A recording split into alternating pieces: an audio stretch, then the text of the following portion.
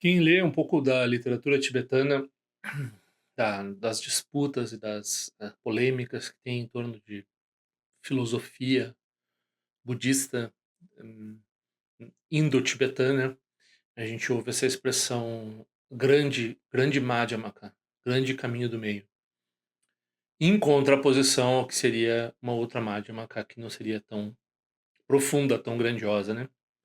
Então, o que está se referindo exatamente a essa grande Madhyamaka? Eu acho que a gente vai ter mais de uma posição a respeito disso, mas aqui a gente vai frisar a posição do Mipan Rinpoche e o que seria a outra Madhyamaka. Para que serve também ter essa outra Madhyamaka que não é tão grandiosa, né? Então, vamos examinar isso.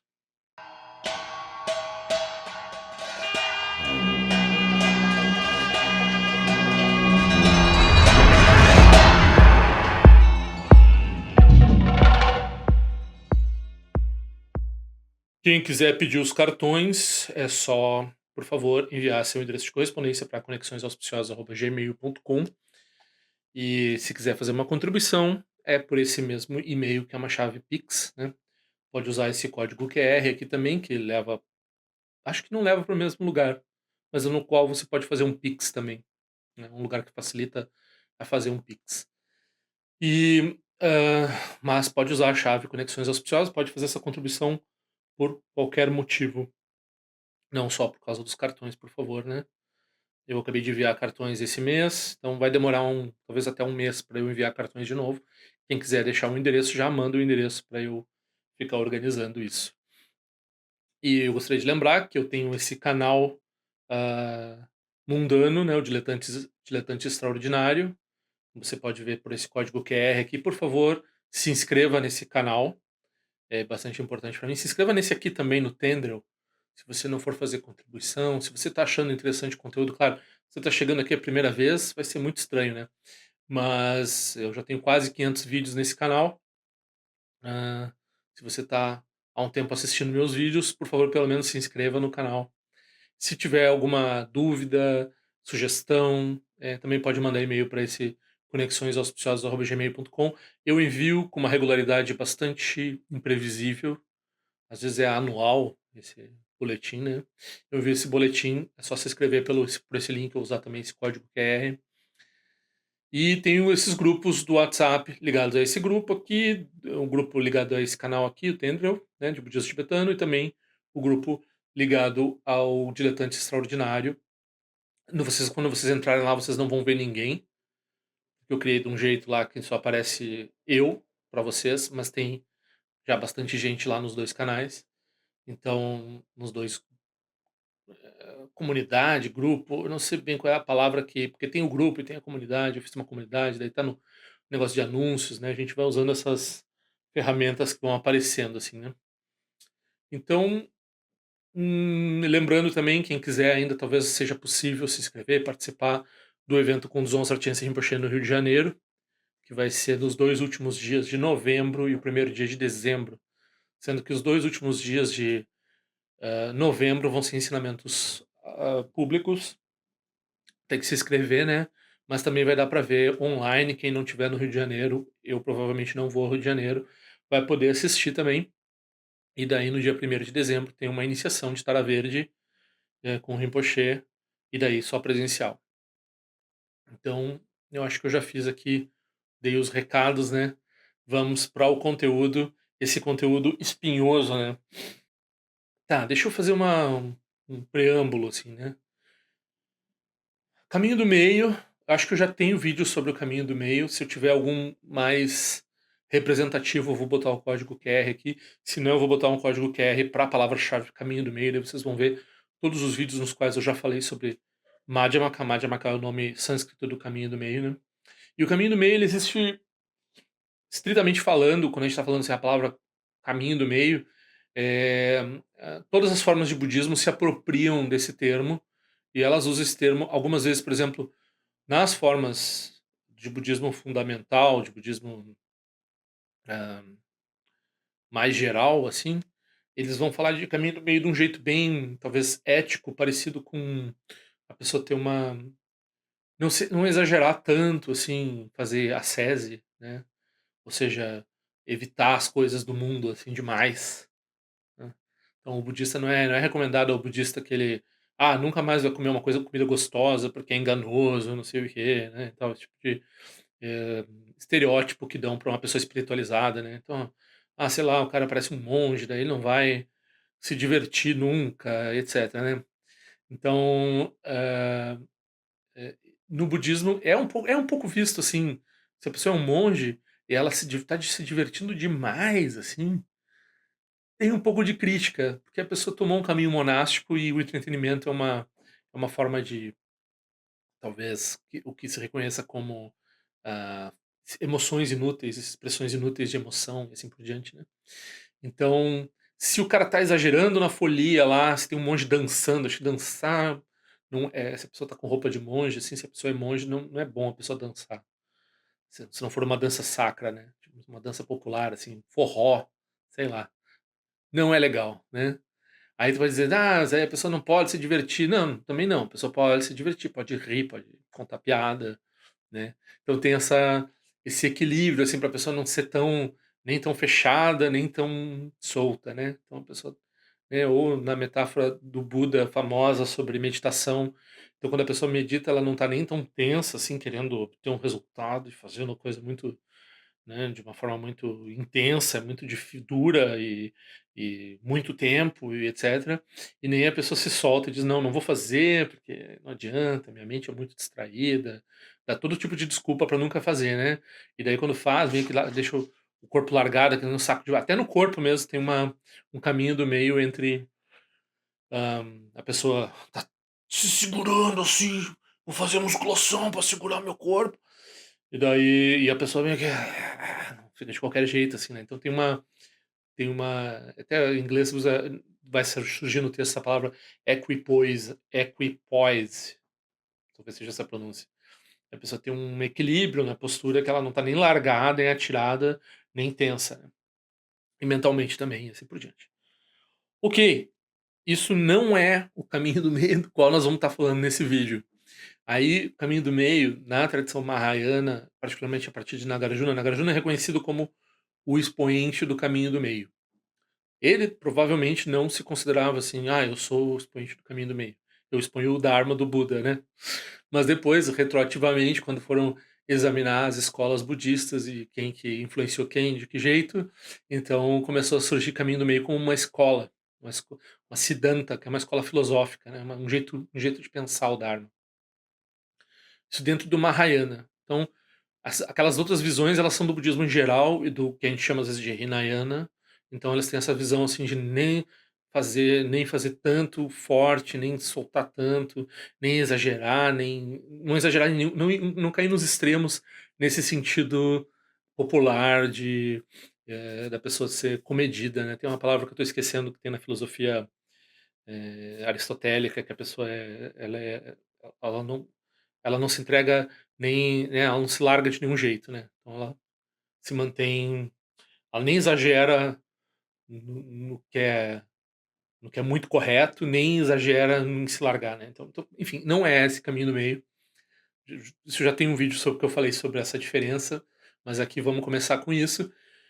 E daí o caminho do meio tem essa questão dos extremos, mas essencialmente, né, como algumas vezes eu já tenho falado nos vídeos, essencialmente a gente está falando de não cair no extremo, do eternalismo e do niilismo, né. O eternalismo é a crença das religiões teístas, abraâmicas, várias formas de hinduísmo, jainismo e assim por diante, são crenças que solidificam seja o eu, né, seja o outro, né, o grande outro, o Deus, alguma coisa assim, hã, seja em filosofia a gente vai dizer ontologia, ente enquanto ente, né, então as coisas terem chama essencialismo, as coisas terem uma essência própria delas. Então, por exemplo, quando a gente, pensava em elementos algumas vezes, assim, a gente pensava assim: "Tá, um elemento é aquilo que, se é ouro, ele não deixa de ser ouro", né. Mas, até teve uma pergunta uma vez a pessoa assim: o ouro, uma partícula de ouro andando pelo universo, ela é impermanente?" Porque o ouro é extremamente estável, né, então ele é relativamente pesado, ele não solta os prótons dele, não vira outro elemento. mas ele tá andando por aí, né, então uma hora ele vai ser tragado aí para dentro de algum processo. Nesse processo, provavelmente, ele vai perder toda a estrutura dele e vai virar outra coisa, né. Então ele também é impermanente. Então, a gente hoje em dia também aceita que os elementos, assim, você é o é urânio, daqui a pouco decai, o carbono 14, daqui a pouco decai. Daqui a pouco vem uma partícula, bate ali, quebra ao meio, vem uma partícula e adiciona alguma coisa. De forma geral, se falar quimicamente, eles são bastante estáveis, né. Então, exceto casos extremos, assim, e geralmente também quando a gente tá falando de uma quantidade, a gente tem um punhadinho, uma pepita de ouro, assim, para todos aqueles átomos ali deixarem de ser ouro, né, é bem complicado, mas eles daí a gente começa a achar que tem uma essência no ouro, né. Então, era assim que se pensava antes, mas agora hoje em dia a gente sabe que cada uma daquelas partículas ali pode mudar, como pode mudar, não pode ter uma essência, né. Então quando a gente fala elemento hoje em dia, elemento químico, ele não é mais essencialmente um elemento que ele é relativamente um elemento químico, porque, por enquanto, ele tem aquele número, ele tem aquelas propriedades químicas, porque tem aquele número específico de prótons e assim por diante. Enfim, né, me voltei à química aqui, porque, hã, as ideias científicas, elas algumas vezes vêm da filosofia, né, então quando se usou a palavra átomo, não se pensava que o átomo quer dizer indivisível, né.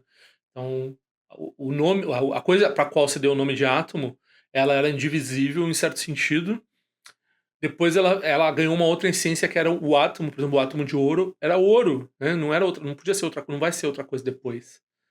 Mas aí com a descoberta da radioatividade e assim por diante, isótopos e toda essa coisa, você começou a saber que, bom, tem elementos bastante estáveis, mas não dá para dizer que os elementos sejam bom, pelas relações com outras coisas, não dá para dizer que eles sejam infinitamente estáveis, né.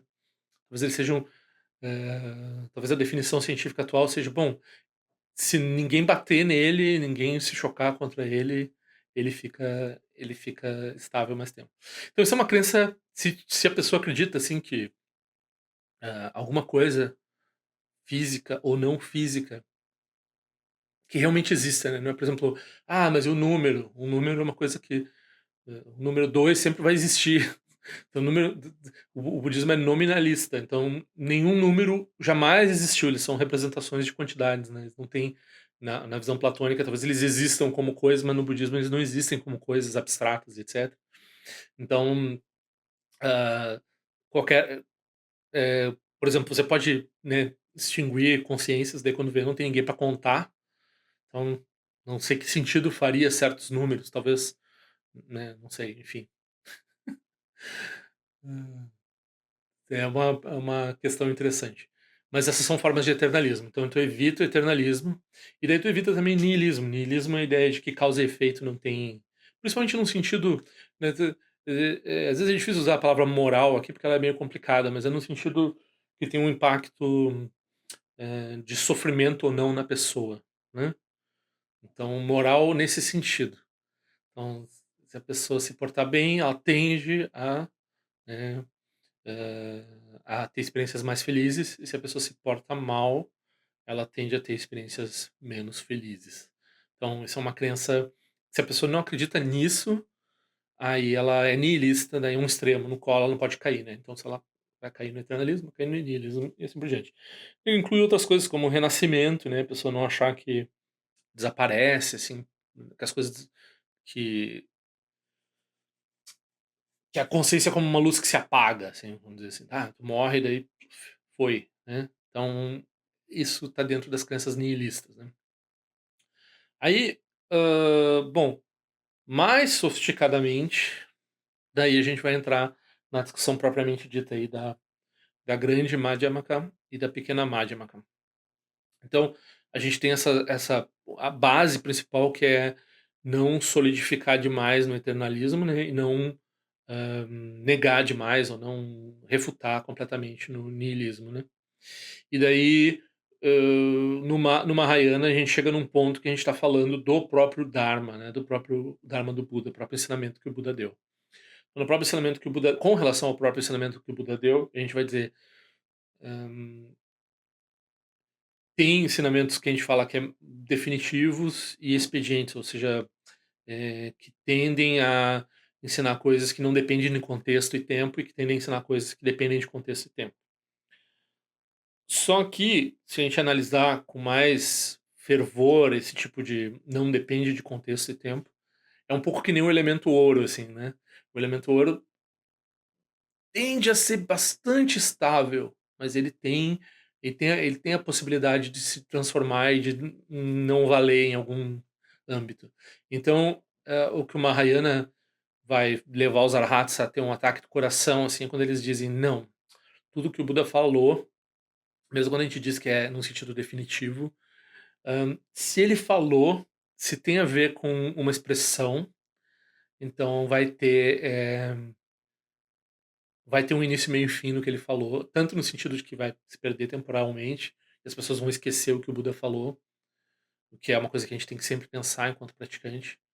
Que por exemplo, né, as primeiras reflexões que se faz como praticante do budismo tibetano é: o Buda surgiu, a gente tem as faculdades cognitivas suficientes para entender o que ele ensinou, teve gente que praticou o que ele ensinou e trouxe até hoje, tem exemplos vivos hoje da prática do Dharma. E então, tendo todas essas circunstâncias muito difíceis de se arranjar agora, não pode desperdiçar essa oportunidade, tem que fazer a prática, tem que ganhar uma certa urgência na prática do Dharma, né. Então a primeira reflexão que você faz, já lembra o fato de que os ensinamentos do Buda, eles vão ser esquecidos uma hora. E daí não vai ter Budas por um tempo, e daí as pessoas não tem, segundo o Dharma, não vai ter liberação para essas pessoas, e daí ou muito raramente vai ter liberação para alguns seres que a gente chama de, Budas de pedra, Pratyeka-Budas, né. Eles atingem realização sozinhos, às vezes surge alguma coisa na cabeça deles por lembrança de vidas passadas, de Budas que ensinaram, mas ele também eles não ensinam, né. O que significa não ter Budas, é porque eles ficam lá na caverna deles lá e eles decidem, como o Buda quase chegou a decidir, né, ele quase disse: "Ninguém vai entender esse negócio, não tem como passar isso em termos de palavras, então não tem nem esquece, deixa pra lá". E daí esse deus hindu veio até ele e falou: "Não, cara, tipo, quem sabe tenta, né". Aí eu pensei: "Ah, se até esse cara aí tá insistindo aí, de repente é uma". Eles têm uma longa vida, né, eles têm uma perspectiva de zilhões de anos lá e tal, na perspectiva eles não são eternos, segundo a visão budista, né. São devas mundanos esses aí, esses carinhas que vieram falar com o Buda, né. Mas enfim, aí tem essa questão aí então de que os ensinamentos têm o definitivo e tem mas mesmo o definitivo e o temporário, mas mesmo esse definitivo que a gente fala que o Buda está ensinando em termos definitivos, ele tem uma validade ainda, eh, é mais ou menos esse o tema desse vídeo aqui. O fato de que quando a gente fala definitivo, se a gente está contrapondo isso ao expediente, que são ensinamentos bastante importantes, né, que dizem respeito a circunstâncias da pessoa, da comunidade, do mundo nesse momento e assim por diante, né. Então, são ensinamentos extremamente relevantes, a gente pode dizer até poderia dizer assim: "Não, eu só quero ensinamento definitivo", não, ensinamento mas sem um ensinamento, expediente, né, aí não tem possibilidade nenhuma de praticar o dharma, porque as pessoas elas vivem elas ficam doentes, ficam como o mundo tá um pouco agora, assim, então, eh muito perturbadas, as pessoas estão muito perturbadas, elas não têm como dar é aquela coisa que dizem: "Ah, mas não tem como ensinar o Dharma pra uma pessoa que está com fome, ou que está muito nervosa, ou que está muito preocupada com isso ou com aquilo". Então daí tem que ter um ensinamento expediente para preparar a pessoa, para a pessoa poder sequer considerar alguma coisa mais profunda, né. Então em certo sentido também, esses ensinamentos eles não só auxiliam a pessoa num sentido mundano, mas eles preparam a pessoa principalmente preparam a pessoa para o poder, perceber o Dharma. Então como fundamento para o Dharma, eles são muito essenciais, né. Então enfim, aí a gente tem esses ensinamentos expedientes e os ensinamentos definitivos.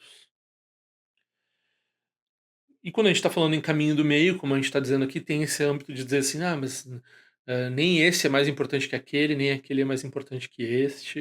Né, a gente tem aquela primeira visão de ser comedido, de ser, hã, eh, bem pesado, né, equilibrado no que está falando, como também não cair nos extremos de pegar um e largar o outro, ou pegar o outro e largar o primeiro e assim por diante, né. Então, hã, aí com relação ao que eu estava falando, que os ensinamentos eles têm uma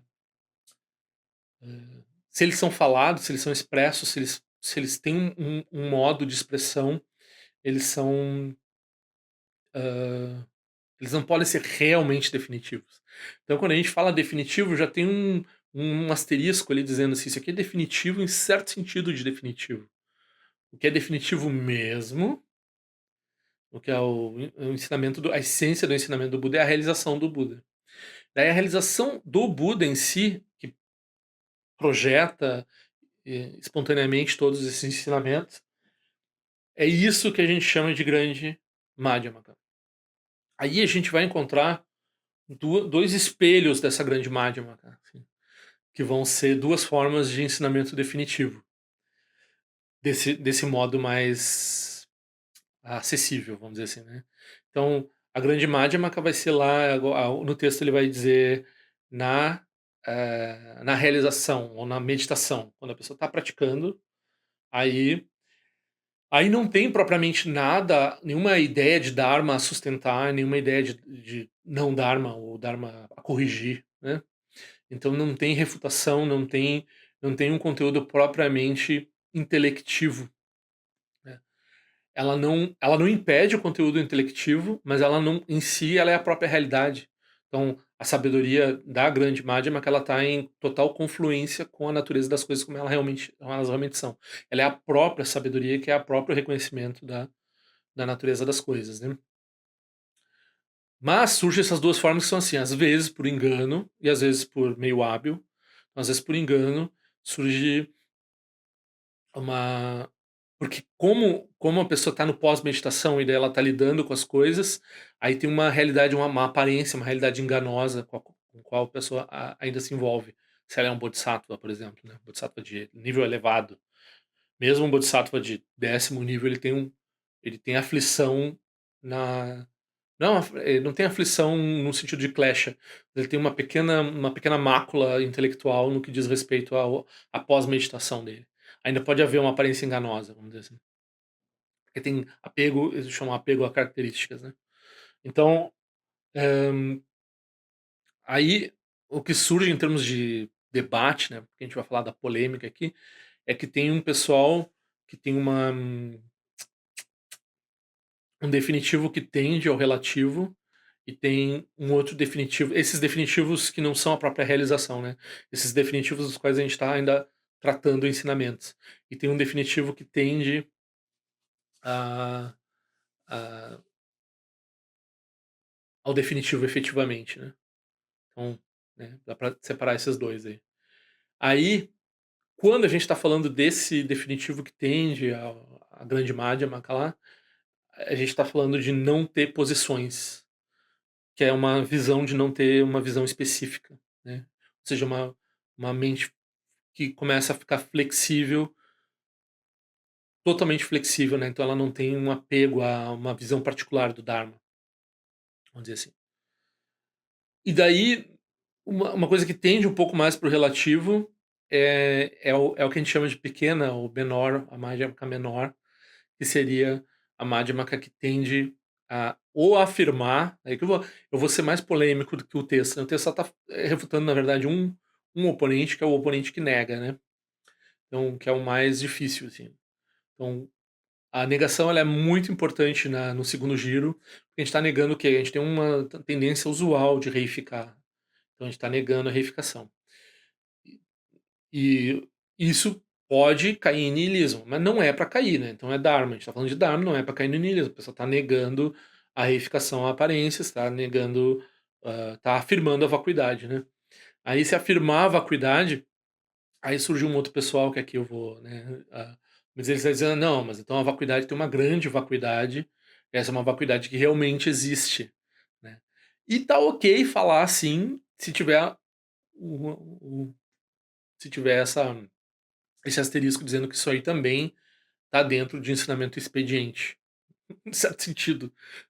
Tá ficando confuso, porque esse isso tudo que a gente está falando é definitivo, né? Todos esses itens são definitivos. Mas a única coisa que é realmente definitivo, né? A gente vai ver no texto, é a realização. Se a gente tiver, se tiver algum grau de expressão, algum grau de formulação, aí vai ser só esses dedos ainda, né? Então um dedo que aponta um pouquinho mais para o definitivo, um dedo que aponta para o definitivo, mas ainda está com uma coisinha presa ali no relativo. Então ainda tem essas distinções aí. E, e o mais curioso também, enquanto a pessoa está fazendo prática de meditação, também tem dois tipos de relativo.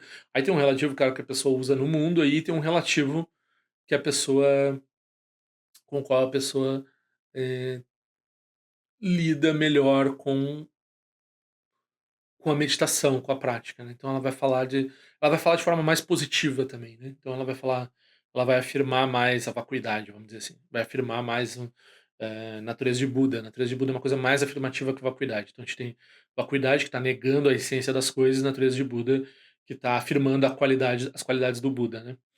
Então, a gente vai trabalhar com essas afirmações e negações aí, de acordo com o modo, de acordo com o caminho, de acordo com o modo, né. Na realização, aí a gente tem a grande Madhyamaka, que é a própria realidade, e ela tá além de extremos por si só, ela não precisa ser protegida, ela não precisa ser, refutada, ela não pode ser refutada, ela não precisa ser mantida, sustentada e assim por diante, né.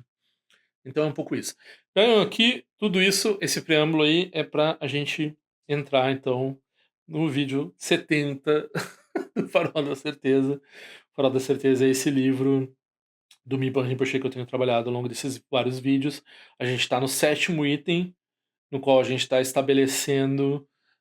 hum, então, todos os itens estão lidando com essas visões contra a tradição Nyingma, né? Então a gente está se defendendo aqui. Nesse sétimo item, nós estamos tratando da diferença entre eh, o caminho do meio que nega, principalmente nega, o caminho do meio que nega e o caminho do meio que está além realmente dos extremos, o grande caminho do meio, né? Então, o que a gente estava vendo no vídeo anterior, que eu acho que ficou bem confuso, assim, é um pouco essa ideia de que quando a gente está tratando de duas realidades, né, tradicionalmente, que tem que fazer esse parênteses, tradicionalmente a gente fala duas verdades, mas isso aí em termos de filosofia ocidental fica muito difícil de falar assim, e o termo mais correto é duas realidades, até porque essas verdades, essa palavra verdade, né, ela tem, claro, um sentido técnico em filosofia, ou mais de um sentido técnico em filosofia, mas tem um sentido religioso, verdade, né, verdade de Jesus Cristo e assim por diante, né. Então tem várias possibilidades de usar a palavra verdade. Então algumas vezes a gente usa a verdade não como uma coisa proposicional, como em filosofia se usa. Então a verdade é a natureza das coisas como elas realmente são, é a verdade, né, os fatos. Aí, mas não proposicionalmente, porque quando a gente tem, né, a gente tem o valor de verdade, se o que você falou corresponde. Como a disputa aqui está exatamente em torno de algo que você pode falar ou algo que você tem que reconhecer diretamente, então, e indistinguivelmente, ou seja, aqui a gente está falando de uma sabedoria que é não dual ao ponto de a própria realidade é a sabedoria que reconhece ela mesma, né? Ela não, ela não é um observador observando uma realidade, né? Que daí ainda seria um grau de possível proposição, vamos dizer assim, separação, né? Então é um pouco exatamente essa a disputa aqui. Então, no vídeo anterior, a gente estava falando sobre como se a pessoa mantém essas duas realidades, a realidade definitiva e a realidade convencional ou relativa. Então, aqui, a ponto que tem um espelho aqui com relação, nós estávamos falando dos ensinamentos do Buda, né? Então, os ensinamentos do Buda, eles têm um expediente, que é parecido com o relativo, e eles têm o último ou definitivo, né? Os ensinamentos que não dependem de causas e condições, que espelham um pouco o que a gente chama de definitivo.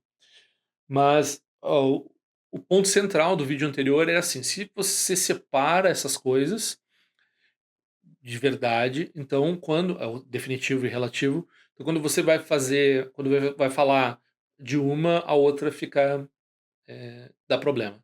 Então você cai num extremo desse tipo, né? porque no budismo a gente vai dizer, a gente precisa das duas, né, das duas coisas, mas essas duas coisas, elas ao mesmo tempo, elas não podem estar separadas completamente, e tu não pode ter também um processo de, agora eu vou colocar uma na outra, né? Agora eu vou ver o definitivo no relativo, agora eu vou ver o relativo no definitivo. Não vai funcionar. Se tu realmente separou, tu não vai depois poder unir, né? Então vai dar uma falácia lógica lá quando tu realmente está usando elas de forma separada. E se tu vê elas também de forma. Tenta falar delas de forma unida desde o início, daí caem outros problemas. Então, o que está se dizendo aqui é principalmente que tem, quando a gente é didática, né? É aparência, mera aparência, quando a gente fala em duas coisas. Na verdade, não tem duas coisas, e essa é a versão definitiva dos fatos. Na versão relativa dos fatos, daí a gente fala em definitivo e relativo. Essa é a sutileza toda da coisa. Aqui o Mipa Rinpoche ele vai depois dizer por que eu não caio nessas acusações que estão fazendo para essa separação das coisas, né? Porque eu não estou frisando essa separação como nada mais do que um meio hábil temporário, assim. Então essa separação ela não é para depois pensar ela muito fortemente, depois tu vai ter que, agora eu tenho que colocar esse relativo aqui dentro. Se eu tenho esse definitivo, como é que eu vou botar esse definitivo no relativo? Então, isso a gente estava tratando no vídeo anterior. Ah, não sei se ficou bem claro quando eu estava falando lá. Depois eu estava lendo o comentário. Para mim ficou claro. Eu não sei se eu soube explicar, né? Mas enfim, é por aí um pouco assim. Eu acho que isso tudo aqui vocês têm que lembrar que eu não sou um professor, né? E que isso tudo é um croquis.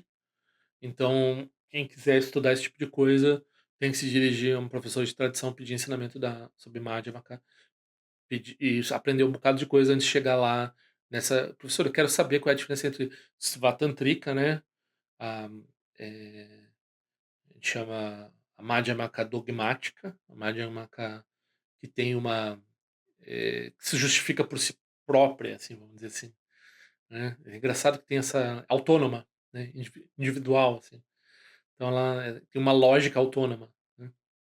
Ela não, e uma prasanguika que apenas olha a consequência do que o outro está falando e daí produz um remédio adequado, assim, ela não tem uma posição em si, né? Então aqui também a gente tem uma distinção aqui entre pequena Madhyamaka e grande Madhyamaka, né?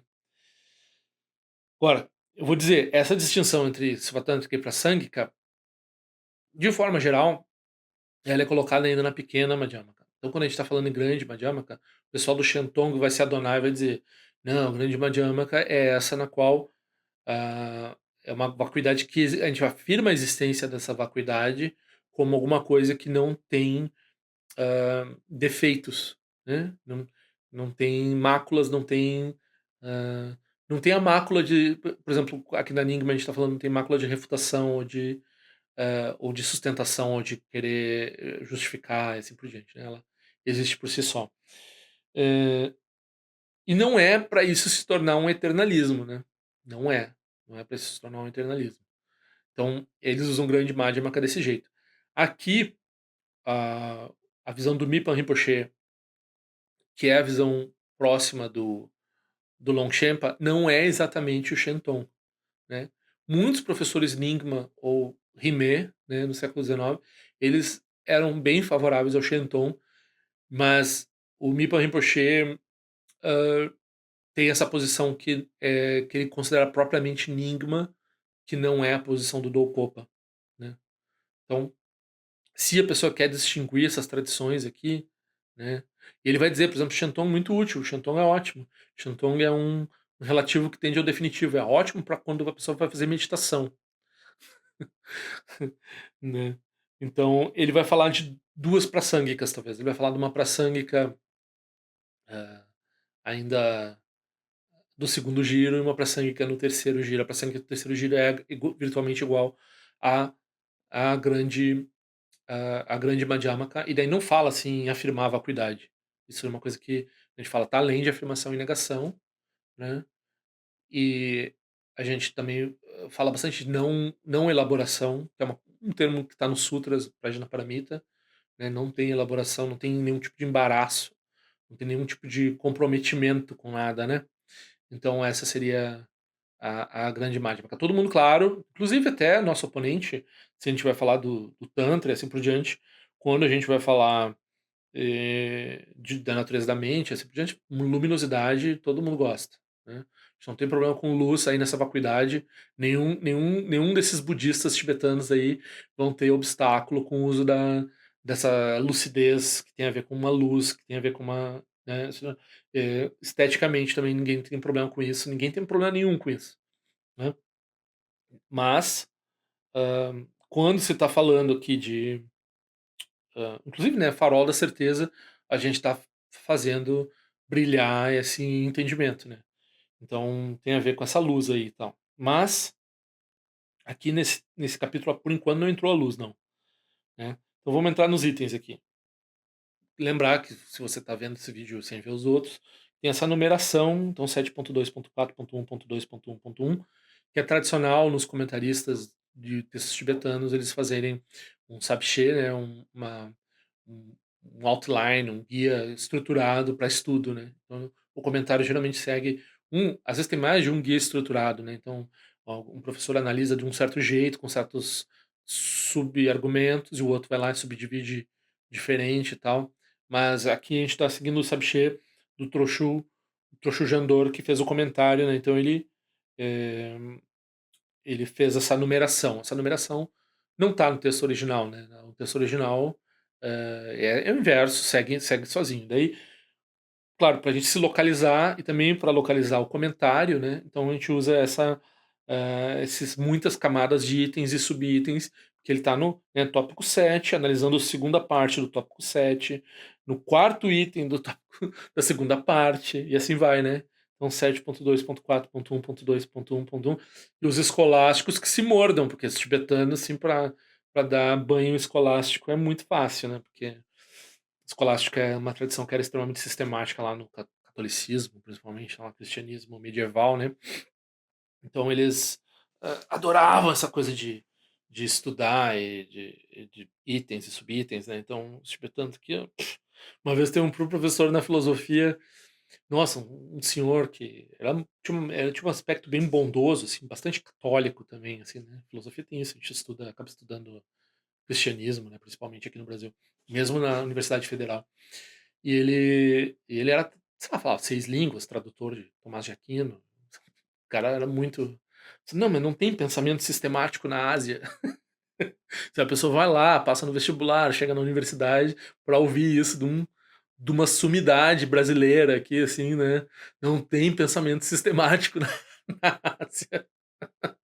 E os asiáticos, eles só pensam umas coisas meio, assim, umas coisas meio fora, poesia.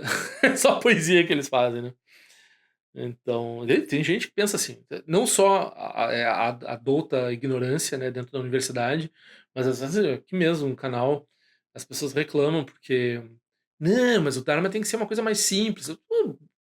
Tem vários Dharmas simples aí, se você for numa livraria encontrar livro de autoajuda do Dharma, alguns autênticos, alguns de boas qualidades. O que mais tem é budismo para iniciante, né. Agora, hã, isso existe e existe desde a época do Buda, esse tipo de detalhamento e estudo sistemático do ensinamento, né. Ou enfim, 7.2.4.1.2.1.1, assim, embora o sentido último da realidade não tenha uma posição, em termos das aparências, há posições com relação às convenções de cada uma das duas realidades. Com respeito a como as duas realidades permanecem inseparáveis, cada uma delas é apenas uma aparência. Então, é exatamente isso que eu estava falando antes. Se você começa com as duas realidades como realmente separadas, ou se através do seu argumento você acaba implicando que as duas realidades são coisas que realmente existem separadamente, distintamente, aí para conseguir, aí você cai em várias falácias, que eram as falácias que a gente tratou no vídeo anterior, né. 7.2.4.1.2.1.2.1, e daí depois já o segundo ponto, né, os 2 pontos eu não sei porque que o Jandor separou, mas eu vou ler como um verso só, porque não faz sentido nenhum isoladamente. Com respeito à sabedoria que as reconhece como inseparáveis, as duas cognições válidas, a relativa e a definitiva, são fragmentadas. porque com apenas uma delas, as duas não podem ser compreendidas, né. Então normalmente está frisando esse ponto de que não dá para separar essencialmente, e depois para unir vai ser impossível e vai dar várias contradições. Então tem que desde o início entender que são dispositivos didáticos, falar em termos de 2 realidades, né. 7.2.4.1.2.2.1. A ciência e as sabedorias da cognição definitiva e convencional se deparam com um vaso. O vaso é o exemplo que está se usando já em vários capítulos, né, de como um objeto que é vazio e tal, é o vaso, né. Vaso ou qualquer outro objeto. Aí, se você tem as 2, daí você encontra 2 essências, né, complica o problema, né. 2 essências no vaso, né, a ausência va a vacuidade desse tipo e a vacuidade daquele tipo, a vacuidade convencional, a vacuidade definitiva. Mas tu escolhe uma das 2, né, 7.2.4.1.2.2.2, mas quando uma é utilizada e a outra não é, porque as pessoas pensam, né, em sucess elas não conseguem ter as 2 coisas em mente ao mesmo tempo, então ela pensa de um jeito definitivo, depois pensa de um jeito convencional. É assim que surgem posições baseadas em cada uma dessas. Então, né, didaticamente, tu pensa o vaso num sentido definitivo, ele é vazio, no sentido convencional, ele é um vaso que dá para usar como um vaso, né. Tem a utilidade de um vaso, que é colocar alguma coisa dentro, flores, água, sei lá, né. Então, hã, se você frisa muito a separação entre essas 2 coisas, daí quando você tá vendo a vacuidade do vaso, o uso do vaso fica difícil, né. Então, né, 7.2.4.1.3.1. Bom, aí é o ponto que eu estava tratando ali, né, que, os defeitos de ter ou não uma posição e as contradições internas das 2 realidades que você atribuiu aos outros acima, não se aplicam também a você? Porque muitas vezes quando ele está falando aqui, tu pensa: "Tá, mas o cara acabou de fazer isso no capítulo anterior e tal", muitas vezes parece que ele tá fazendo exatamente o que ele tá acusando o oponente de estar fazendo, né, muitas vezes acontece isso. Então aqui o cara reconhece, né, que: "Bom, parece às vezes que tu tá usando relativo e definitivo desse jeito e tal, né". Aí ele diz assim: "Então, quando eu fiz essas distinções sutis, eu estabeleci a Madhyamaka do caminho do meio e a Madhyamaka do caminho, né, o caminho do meio em termos de caminho, e o caminho do meio em termos aqui". Aí ele usava, o tradutor usou equipoise, eu troquei por realização. Mas é, né, o caminho do meio da meditação e o da pós-meditação, de um bodhisattva num nível elevado, né. Então o que ele está operando em realização e o que ele não está operando em realização.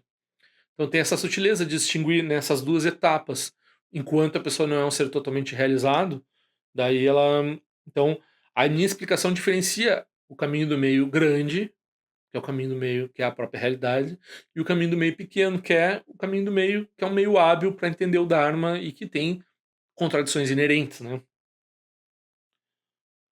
Ó, então examinou o caminho do meio grande e pequeno com relação a aspectos sutis e grosseiros, causa e efeito, consciência e sabedoria. Como essa falha poderia se aplicar a mim. Então ele está o tempo todo estabelecendo essa diferença aqui, eh, né, e é um pouco como eu brinquei, acho que quem viu o clickbait aqui, para quem está dentro não tem dentro e fora, para quem está fora tem dentro e fora. Então, na realização não tem 2 etapas, não tem 2 realidades e assim por diante, né. No estado de não realização, daí a gente começa a fazer distinções e sutilezas que, se a pessoa levar até a análise final, vai encontrar contradição. Como estava dizendo já antes, vai ser exatamente que nem o nosso oponente. Na verdade, nosso oponente está operando, eh, dentro dessas mesmas problemáticas, né. Claro, pode ser que ele se recuse a a falar em termos da realização. Não é bem o caso, né, mas, enfim, a gente recebeu acusações com relação a isso, foi lá que o Mipo Rinpoche está se defendendo. Aí ele afirma que, né, quando a gente está falando de grande Madhyamaka, não tem posição, não tem posição é para Sangika, né. Por que que também está falando assim? Porque o nosso oponente ele diz: "Não, o que vocês estão afirmando aí é dogmático. O que vocês estão afirmando é que tem um definitivo que realmente existe, assim por diante, né, quando vocês estão afirmando isso". Não, e aqui a gente está dizendo: "Não, não, não. Não, não, não, nada disso". A grande Madhyamaka, ela é simplesmente uma não elaboração livre de posição, e daí que ele vai continuar, né, 7.2.4.1.3.1.1.2.1.2.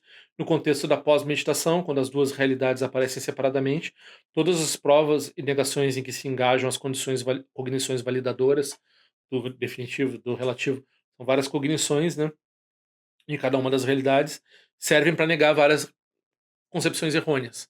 Aí se fala, se refuta, se afirma, se faz o que for preciso para, porque tem uma separação entre o que é aparente e o que é real, né? Lá no estado original, 7.2.4.1.3.1.1.2.2.1, não há posição alguma de refutação ou prova.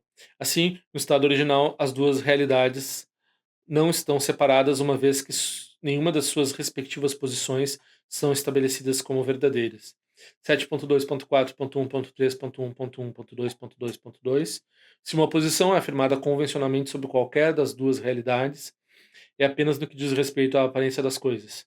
Naquele momento, cada uma delas é estabelecida como verdadeira em seu próprio contexto, e assim não há contradição. E o defeito de ser imune à análise, ele falou de vários defeitos, né? Um deles era tornar, por exemplo, o relativo imune à análise, né, as coisas relativas imune à análise. Aí isso não se aplica aqui, porque o que deve ser realmente imune à análise é o definitivo, né. 7.2.4.1.3.1.2.1.1. As entidades reais não são imunes à análise. Sequer as entidades irreais o são. Não tem, no sentido definitivo, não tem diferença nenhuma entre existência e não existência de um objeto convencional, né. Isso daí é um problema do outro tipo. Isso aí, em filosofia, a gente ia dizer assim: isso daí, se tem ou não bolo dentro da, da geladeira, se tem ou não bolo dentro da geladeira, isso é um problema científico, não é um problema filosófico. Nós estamos tratando aqui se o bolo é possível ou não é possível. O que daí também, se tem o bolo na geladeira, ou se o bolo pode estar na geladeira, o bolo é possível, né? Então não tem por que se preocupar com esse nível de definitivo com relação a um objeto particular, né? Mas com relação a um objeto particular, aí afirmar ou negar a existência dele faz, não faz nenhuma diferença, né? Claro, para quem quer comer bolo faz diferença. Ah, em termos de análise final, ou seja, de reconhecer a vacuidade, se elas, né, se elas são imunes ou não à análise que vai até o fim delas, elas são iguais. Elas são apenas designadas daí, no caso, contextualmente, né. Então por isso que a gente fala de definitivo e relativo nesse sentido, né. Então, qualquer coisa que exista por consenso, sem investigação, é um modo de aparência, não é como as coisas são. Então, quando a gente está falando desse jeito, a gente está falando desse jeito, relativo, né? 7.2.4.1.3.1.2.1.2.1 era esse verso, né? 7.2, o último verso que eu vou tratar nesse vídeo, né? 7.2.4.1.3.1.2.1.2.2. O que quer que seja visto pelo conhecimento racional que analisa a ausência de verdade é considerado como as coisas realmente são. Então, aqui está dizendo: o que quer que a gente veja como vacuidade é o que as coisas realmente são.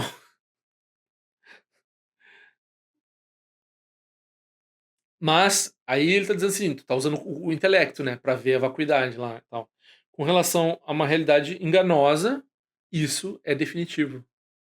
Então, quando tu tá operando dentro das aparências, se tu analisa e tu chega e refuta a essência das coisas e vê a vacuidade, aí tu diz: não, isso é o definitivo, mas esse é um definitivo que está com relação à tua percepção enganosa das coisas, né?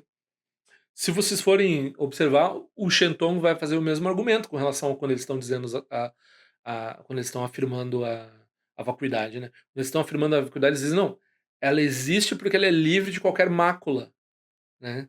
Então, como não tem um engano, aí eu posso, aqui, já não é o meu modo usual, né?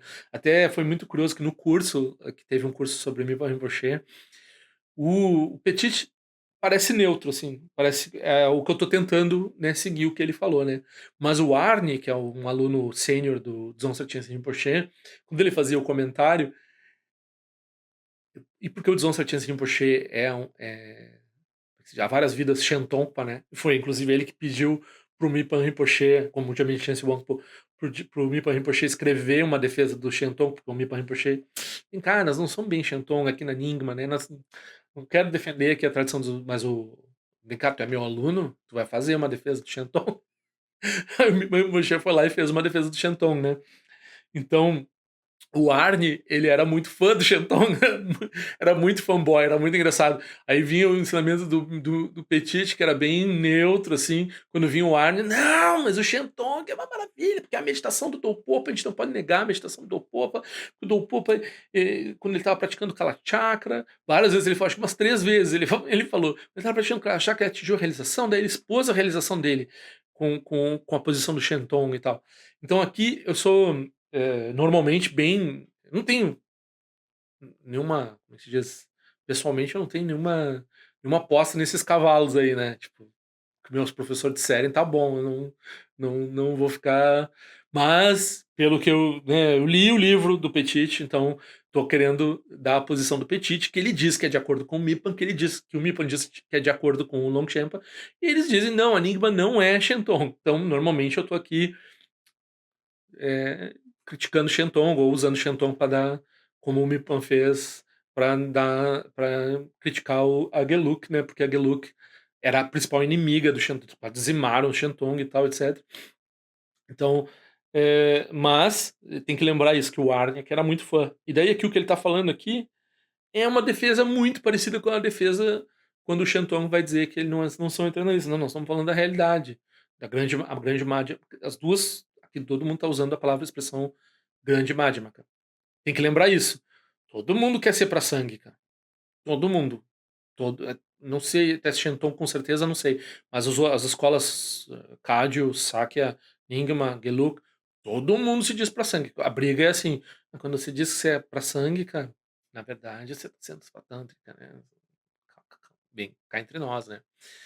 Então, então, não sei se todo mundo, mas pelo menos Kagyu, Nyingma, provavelmente Sakya, com certeza Jonan, que é a tradição que tem o Shenton, né? Então, todas essas tradições, eles querem dizer, não, o negócio é a grande Madhyamaka, né? Essa pequena Madhyamaka aí do segundo giro, que só fica afirmando vacuidade nesse sentido aí de quando tem uma realidade enganosa, e daí tu quer entender a realidade última, daí tu nega uma essência, daí tu produz uma noção de vacuidade que tem uma afirmação, uma negação, não sei o quê.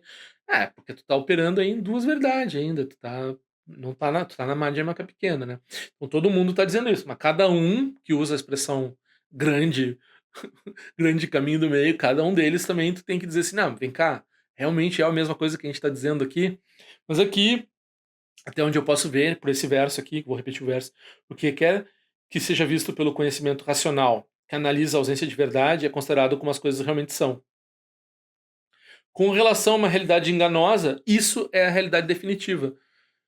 Então, né, quando a gente está usando o racional, é porque a gente está dissipando enganos. Quando tem enganos, tem uma racionalidade que vai lá e tenta dissipar esses enganos. Quando a gente está do ponto de vista livre de enganos, né, numa análise final, é apenas um definitivo conceitual. Porque o verdadeiro definitivo, no verdadeiro definitivo, não tem propriamente engano em lugar algum e nunca teve, né? Então, aí não tem por que postular uma vacuidade que surja como resultado de afirmação, negação, nem afirmação nem negação, tanto afirmação quanto negação, e todos os outros extremos possíveis e imagináveis de lógica indiana, né? Então acho que ficou esse vídeo, eu tô mais satisfeito com esse vídeo que o vídeo anterior. O vídeo anterior, me desculpo, eu acho que não falei nada errado, mas também eu acho que eu deixei tudo mais confuso do que precisava ser.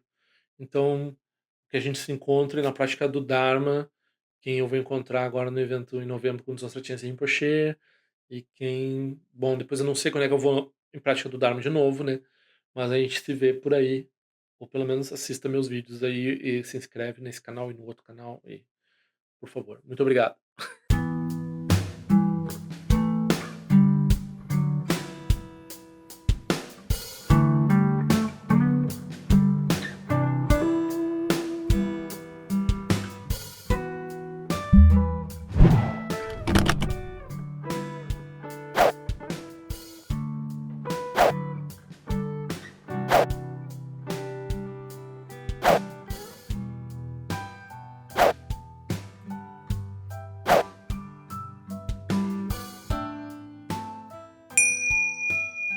Ao longo de minhas muitas vidas e até este momento, todas as virtudes que tenho alcançado, inclusive o mérito gerado por esta prática e todas as que vier a conseguir, ofereço para o bem-estar dos seres sencientes. Possam a doença, a guerra, a fome e o sofrimento diminuir para todos os seres, enquanto sua sabedoria e compaixão aumentam nesta e em vidas futuras. Possa eu claramente perceber todas as experiências como sendo tão insubstanciais como o tecido do sonho durante a noite, e imediatamente despertar para perceber a manifestação de sabedoria pura no surgir de cada fenômeno. Possa eu rapidamente alcançar a iluminação para trabalhar sem cessar pela liberação de todos os seres. Corelao corujingan somalande wa malunjingwana cherezima tenjinja sovesa pekaja budu tenju chi onso chi jame jabene jerasa wa kunja tuzi yoseta eba mejunu dudu pemoni chogisa sudatu tenju chi jimme konye pema samba sa sonra ne jeseno ba ikarjuma shukutu pe koko sete shinde sintar shin shu jingme tu shutu panangi wan chutu kondu pateno buyen ngenge ko pamalo la sane lundu leta tu tenju chi peme jeson peme rizo je peme tan la jingu sisu wan pema chi drama rizo shindoni peme lunju rojo chi pananjungwana chimbol dan bayore ne badan de bazin beche bonan ko se jasin tenju chi du sanje goro rimbo quando quando deu bate um bajar para consador da passou só da pessoa que lá do social não só com bate chuva dança balão de do bate lo mamamos do grupo de home mamamos do grupo de home que lo show son lo jazalin só son já papel do show não lá do meio do sungele show